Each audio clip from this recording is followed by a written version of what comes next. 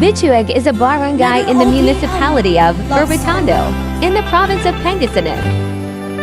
Its population, as determined by the 2020 census, was 2,451. This represented 4.41% of the total population of Urbiztondo. The household population of Bituag in the 2015 census was 2,106 broken down into 424 households, or an average of 4.97 members per household. Dinggin mo at ubos na ang oras mo.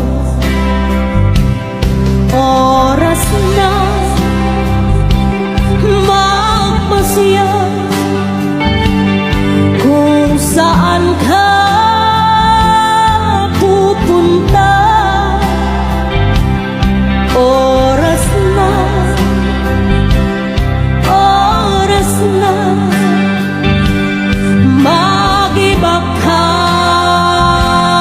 ng landas. Tayo na sa liwanag. Ang takot ay nasa isip lamang.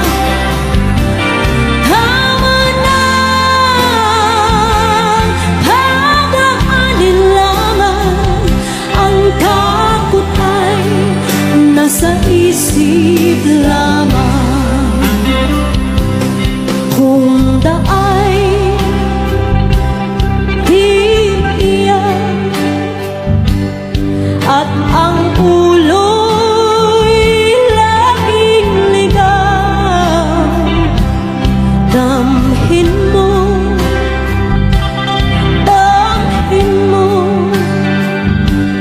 ang landas ng puso mo. Tayo na sa liwanag. Ang takot ay nasa isip lamang. Tama na pag-aalilangan. Ang takot ay nasa isip lamang. Dinggin mo,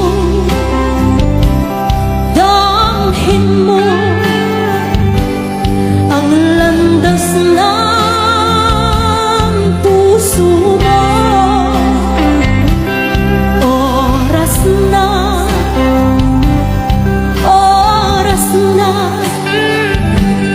mabuo ka